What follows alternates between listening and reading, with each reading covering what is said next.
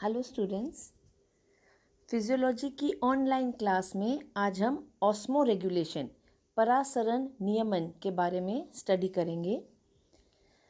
Lecture start करने से पहले कुछ बात जनरल हम करें। आपने देखा होगा कि डॉक्टर्स हमेशा हमें एडवाइस करते हैं कि हम रोज़ 8 से 10 ग्लास पानी पिएं। ऐसा वो हमें सलाह क्यों देते हैं?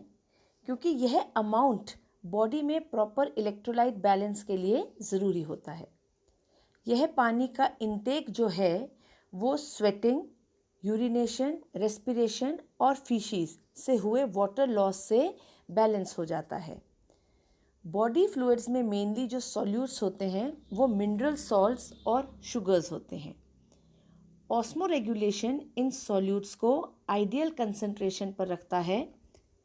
ऑस्मोटिक होम्योस्टेसिस एक्सटर्नल फैक्टर्स जैसे temperature, diet and weather conditions के इन्फ्लुएंस के बावजूद बना रहता है। तो आइए अब शुरू करते हैं अपनी class. What is osmo regulation? Osmoregulation क्या है? यह एक्टिव रेगुलेशन है ऑर्गेनिजम्स के फ्लूइड के ऑस्मोटिक प्रेशर का, जो होम्योस्टेसिस मेंटेन करने के लिए होता है। यानी कि it keeps the organisms fluids from becoming either too diluted और टू कंसनट्रेटेड। तो ये ऑस्मोटिक प्रेशर क्या है? ऑस्मोटिक प्रेशर क्या है? पानी की टेंडेंसी होती है ऑस्मोसिस के थ्रू एक सॉल्यूशन से दूसरे सॉल्यूशन में जाने की। तो ऑस्मो रेगुलेशन हमने देखा क्या है। यह बॉडी के वाटर कंटेंट और सॉल्यूट कॉम्पोजिशन का मैनेजमेंट है। It controls the movements of solutes between internal body fluids and the external environment जिसमें ऑस्मोसिस इन्वॉल्व होता है। नाउ ऑर्गेनिजम्स जो हैं, चाहे वो एक्वेटिक हो चाहे वह टेरेस्ट्रियल हो, उन्हें एक राइट कंसंट्रेशन सॉल्यूट और बॉडी फ्लूइड्स में जो वाटर है उसका हमेशा मेंटेन करके रखना होता है। And this involves excretion. तो ये बहुत ज़रूरी होता है क्योंकि एक्सक्रीशन से जितने भी मेटाबॉलिक वेस्ट सब्सटेंसेस होते हैं वो बॉडी से बाहर फेंक दिए जाते हैं। तो keeping the amount of water and dissolved solutes in balance is referred to as osmoregulation. Osmoregulation क्या है? It balances the uptake and loss of water and solute. जैसे अभी हमने शुरू में देखा, रिलेटिव कंसंट्रेशंस पानी की और सॉल्यूट्स की जो हैं वो हमेशा एक नैरो लिमिट्स में मेंटेन होनी चाहिए। ऑस्मो रेगुलेशन जो है it is based largely on controlled movements of solutes between the internal fluids and the external environment. Excretion जो है it gets rid of the nitrogenous metabolites and other waste products, and this helps in the osmo regulation. Now what is osmosis and osmolarity? हमने देखा कि sales जो हैं they require a balance between the uptake and loss of water. जो पानी वो ले रहे हैं और जो पानी लॉस हो रहा है सेल्स में से, उसके बीच में एक बैलेंस बनना ज़रूरी है। सो ऑस्मोलैरिटी क्या है? It the solute concentration of a solution, जो कि डिटरमाइंड होता है by the movement of water across a selectively permeable membrane. एक जो सेल मेम्ब्रेन है सिलेक्टिवली परमिएबल मेम्ब्रेन है, उसके अक्रॉस जो पानी का मूवमेंट होता है वो सॉल्यूट कंसंट्रेशन पर डिपेंड करता है। If two solutions are isoosmotic, अगर दो सॉल्यूशंस आइसोऑस्मोटिक होते हैं, आइसोऑस्मोसिस क्या होता है? समपरासरी। अगर दोनों मेम्ब्रेन्स, दो सॉल्यूशंस जो हैं वो आइसोऑस्मोटिक होते हैं तो पानी का मूवमेंट जो है वो दोनों डायरेक्शंस में इक्वल होता है। पर अगर दो सॉल्यूशंस जो हैं उनकी ऑस्मोलैरिटी डिफरेंट होती है, अलग होती है, तो जो नेट फ्लो पानी का होगा वो कैसे होगा? वो हाइपोऑस्मोटिक से हाइपर ऑस्मोटिक सॉल्यूशन की तरफ होगा, यानी कि अल्प परासरी से अति परासरी की तरफ वो मूव करेगा। Now what are osmotic challenges? दो तरह के ऑर्गेनिजम्स जो हैं वो होते हैं। एक होते हैं ऑस्मो कन्फॉर्मर्स और दूसरे होते हैं ऑस्मो रेगुलेटर्स। ऑस्मो कन्फॉर्मर्स कौन होते हैं? दे आर दोज ऑर्गेनिजम्स जो कि अपनी ऑस्मोलैरिटी को मेंटेन करते हैं बॉडी फ्लूइड्स की, ताकि जो सराउंडिंग का ऑस्मोलैरिटी है वो उसके इक्वल हो। They maintain the osmolarity of the body fluids such that it is always equal to the surrounding sea water, यानी कि they maintain the internal solute concentration within their body at a level which is equal to the osmolarity of the surrounding mediums। तो हम इसको इस तरह से भी समझ सकते हैं कि वो एनिमल्स जो कि अपने बॉडी फ्लूइड की कंसंट्रेशन को ऑल्टर करते रहते हैं according to the fluid concentration of the habitat. तो ये ज़्यादातर मरीन इनवर्टिब्रेट्स होते हैं और वर्टिब्रेट्स में इलास्मोब्रैंकाई फिशेस जो हैं वो इसमें आती हैं। दूसरे होते हैं ऑस्मो रेगुलेटर्स। ऑस्मो रेगुलेटर्स जो होते हैं यह बॉडी की ऑस्मोलैरिटी को टाइटली रेगुलेट करते हैं, जो कि हमेशा कांस्टेंट रहती है। They are more common in animal kingdom. ज़्यादातर एनिमल्स में जो हैं वो ऑस्मो रेगुलेटर्स होते हैं। ऑस्मो रेगुलेटर्स सॉल्ट कंसंट्रेशन को एक्टिवली कंट्रोल करते हैं despite the salt concentration in the environment. तो इसमें सारे मरीन वर्टिब्रेट्स या सम इनवर्टिब्रेट्स जो हैं वो भी इसमें इंक्लूड होते हैं। तो ऑस्मो कन्फॉर्मर्स जो होते हैं वो ज़्यादातर प्रिमिटिव एनिमल्स होते हैं और ऑस्मो रेगुलेटर्स जो हैं वो हाईली इवॉल्व्ड एनिमल्स होते हैं। तो ये ऑस्मो कन्फॉर्मर्स से, ऑस्मो रेगुलेटर्स से जो है एवोल्यूशन भी शो करता है, कैसे लेस एवॉल्व्ड से मोर इवॉल्व्ड ऑर्गेनिजम्स जो हैं वो बने हैं। Now marine animals. Marine bony fishes जो हैं वो isoosmotic, they are isoosmotic to sea water. ठीक है, तो क्या होगा उसमें? Loss of water by osmosis होगा। इसमें पानी का लॉस होगा, ऑस्मोसिस से पानी बॉडी से बाहर जाएगा। And they will gain salt bye diffusion from the food. खाने के साथ भी इनमें सॉल्ट आएगा और डिफ्यूजन से जो है वो भी सॉल्ट जो है वो बॉडी के अंदर आएगा। Balance water loss by drinking sea water and excreting the salts. तो ये मरीन एनिमल्स जो है वो कैसे बैलेंस करते हैं वाटर लॉस को? By drinking sea water and excreting salt. इस फिगर में अगर हम इसको अच्छे से स्टडी करें तो ऑस्मो रेगुलेशन है ये एक मरीन फिश में। तो मरीन फिश में क्या होगा?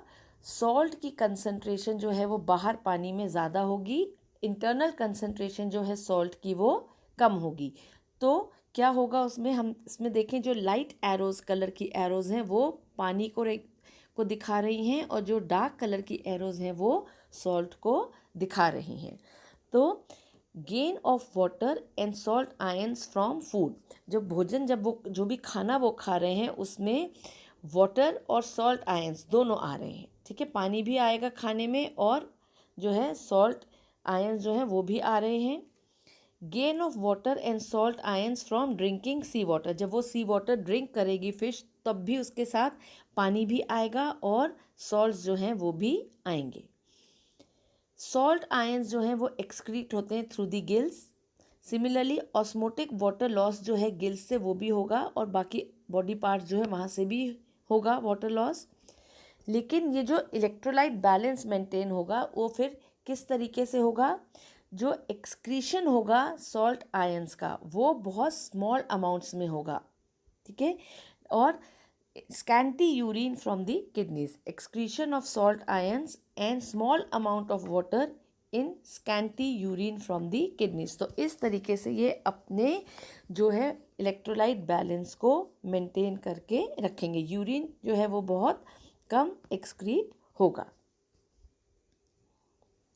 नाउ फ्रेश वाटर एनिमल्स को अगर कि हम बात करते हैं तो फ्रेश वाटर एनिमल्स में constantly they take in water by osmosis. ठीक है, and from their hypoosmotic environment. Fresh water animals जिस हैबिटेट में रहते हैं वहाँ पे क्या होता है? एनवायरनमेंट में जो पानी है वो हाइपो ऑस्मोटिक है, उसमें सॉल्ट की कंसंट्रेशन कम है as compare to the concentration of salt inside the body of the animal. तो they lose salts by diffusion. ठीक ठीक है, and they maintain water balance by excreting large amount of dilute urine. तो उनको बहुत urine जो है वो डाइल्यूट होगा, उसमें अमाउंट ऑफ सॉल्ट्स जो है वो कम होंगे, बॉडी में वो सॉल्ट्स को मेंटेन करके रखेंगे और डाइल्यूट यूरिन जो है वो एक्सक्रीट करेंगे ताकि उनका इलेक्ट्रोलाइट बैलेंस जो है वो बना रहे, क्योंकि पानी जो है वो बाहर से बॉडी में आएगा और उस पानी को उन्हें वापस बाहर निकालना है, तो large amounts of dilute urine जो है वो फॉर्म होगा। Salts that are lost by diffusion, इस केस में जो डिफ्यूजन से सॉल्ट्स का लॉस होगा, it will be replaced in foods and by the uptake across the gills. इस एग्जाम्पल में फ़िश के हम फ्रेश वाटर फिश है ये, इसमें ऑस्मोरेगुलेशन को हम देखें तो अगेन जो लाइट कलर की एरोज़ हैं वो पानी की हैं और जो डार्क एरोज़ हैं वो सॉल्ट की हैं। तो वाटर का गेन कैसे होगा? फूड के थ्रू, और आयंस का गेन जो है वो भी फूड के थ्रू होगा। जब वो पानी खाना खाएंगे तो उसमें पानी और आयंस दोनों होंगे। Uptake of salts ions by gills, ठीक है, and osmotic water gain through gills and other parts of the body surface. तो दोनों तरीके से पानी, सॉल्ट और पानी जो है वो भी एंटर थ्रू गिल्स हो रहा है। लेकिन जो ये बॉडी से रिमूव होगा तो क्या होगा? Excretion of salt ions and large amounts of water in dilute urine from kidneys. जो एक्सक्रीशन होगा उसमें सॉल्ट आयंस की कंसंट्रेशन कम होगी, लेकिन पानी जो है वो बहुत डाइल्यूटेड यूरिन जो है वो ये पास करेंगे। तो इस तरीके से हमने देखा कि किस तरह मरीन एनिमल्स में और फ्रेश वाटर एनिमल्स में जो है वो ऑस्मो रेगुलेशन होता है। तो हम फिशेस की बात करते हैं तो हम देखते हैं कि फिशेस या तो फ्रेश वाटर हैं या फिर मरीन हैं, और ये है वह ऑपोजिट एनवायरनमेंट्स में ऑस्मोटिक रेगुलेशन नहीं कर सकती हैं। लेकिन कुछ फ़िश ऐसी होती हैं जैसे कि सैल्मन, वो अपने जीवन का कुछ समय फ्रेश वाटर में निकालती हैं और कुछ वाटर जीवन का समय जो है वो मरीन वाटर में स्पेंड करती हैं। तो सैल्मन्स जो हैं they can tolerate wide range of salinity, so they are known as euryhaline organisms. Euryhaline organisms के ऑपोजिट होते हैं स्टेनो हेलाइन ऑर्गेनिजम्स, जो सिर्फ एक नैरो रेंज ऑफ सैलिनिटी में ही सर्वाइव कर सकते हैं। तो फ्रेश वाटर फिशेस को अगर हम सी वाटर या मरीन वाटर में डाल देंगे तो they will die. Similarly marine organisms को अगर हम फ्रेश वाटर में डालेंगे तो they will die. Why? Because they are stenohaline. Now अब हम अगर लैंड एनिमल्स की बात करते हैं या टेरेस्ट्रियल एनिमल्स की हम बात करते हैं तो उनमें वाटर लॉस कैसे बचता है? उनकी बॉडी पे एक थिक इंटेग्यूमेंट होता है, उस इंटेग्यूमेंट से डिहाइड्रेशन जो है वो प्रिवेंट होता है। डेजर्ट एनिमल्स की जहाँ तक की बात है, वो ज़्यादातर अपना पानी इसलिए बचा लेते हैं क्योंकि उनके कुछ एनाटॉमिकल फीचर्स ऐसे होते हैं और उनका बिहेवियर इस तरीके का होता है। यूजुअली डेजर्ट एनिमल्स जो हैं वो नॉकटर्नल लाइफस्टाइल के होते हैं, वो रात्रिचर प्राणी होते हैं। तो रात को जब वो बाहर निकलते हैं तो वाटर लॉस वैसे ही उनका कम हो जाता है। लैंड एनिमल्स जो हैं वो वाटर बैलेंस को अपने कैसे मेंटेन करते हैं? By eating moist food and producing water metabolically through cellular respiration. जब सेल्यूलर रेस्पिरेशन होता है तो वाटर जो है मेटाबॉलिज्म से वो मिलता है, तो उससे भी उनका वाटर बैलेंस जो है वो बनता है। Now this is the how metabolic water is there. Metabolism describes all the chemical reactions in the cells of the body. Metabolic water क्या है? It means the water that is the product of metabolic reactions. तो किस तरीके से पानी का gain होता है? पानी को किस तरीके से टेरेस्ट्रियल एनिमल्स या ह्यूमन बींग्स गेन करते हैं? By drinking water, by eating fruits and vegetables जिसमें पानी होता है, and by chemical reaction. This is the metabolic water जो कि मेटाबॉलिक रिएक्शंस की वजह से हो रहा है। तो एरोबिक रेस्पिरेशन जब होता है तो ग्लूकोज और ऑक्सीजन जब रिएक्ट करते हैं तो पानी और एनर्जी और कार्बन डाइऑक्साइड रिलीज होती है। So this is how the terrestrial animals gain water. Terrestrial animals water का लॉस कैसे होता है? How do they lose water? They lose water bye sweating, पसीने में जाता है, ब्रीदिंग में पानी का लॉस होता है in the form of water vapours, in urination and in faeces. तो it is very essential to keep a water balance in the tissues and blood streams and cells, otherwise the cells would shrink or burst. तो हमने देखा जो water loss और water gain जो है वो बराबर होना चाहिए. That means water gained should be equal to the water loss.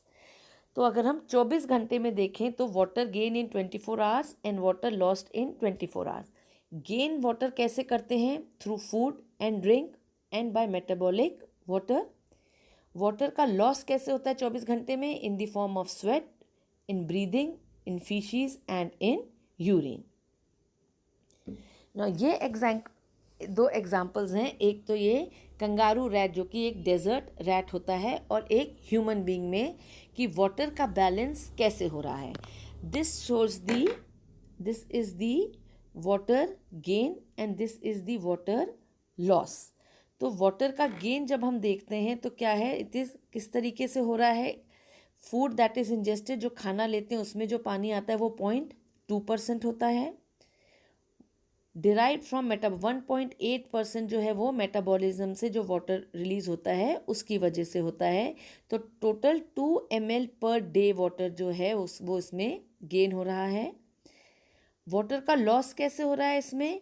Fishes में 0.09% वाटर लॉस हो रहा है, यूरिन में 0.5% लॉस हो रहा है, और थ्रू इवेपोरेशन जो है वो 1.46 जो है ml जो है वो वाटर लॉस हो रहा है.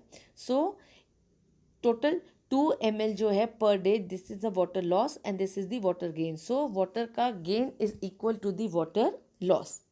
सिमिलरली हम एग्जाम्पल अगर वाटर बैलेंस का ह्यूमन बीइंग्स में देखें तो 2500 ml पर डे होना चाहिए. तो वाटर का गेन कैसे हो रहा है? पानी जो हम खाने के साथ लेते हैं इंजेस्टेड इन दी फूड वो 750 ml होता है. इंजेस्टेड इन लिक्विड, जो हम जो पानी पीते हैं either in the pure water हम पी रहे हैं या जूसेस हम ले रहे हैं, जो भी इंजेस्ट कर रहे हैं हम लिक्विड, वो 1500 ml होता है. And the water that is derived from the metabolism, जो केमिकल रिएक्शन से बॉडी में पानी बन रहा है, that is 250 ml. So total हो इट इज 2500 ml. यह वाटर का लॉस कैसे हो रहा है? फिशीज में विच इज़ 100 ml, यूरिन में that is 1500 ml, and through evaporation या स्वेटिंग के थ्रू that is 900 ml. So this amounts to 2500 ml per day. So the water loss is equal to the water gain. So आज हमने osmoregulation का elementary idea लिया. Next lecture में हम adaptations and various factors that are involved in osmoregulation in animals उनको हम study करेंगे.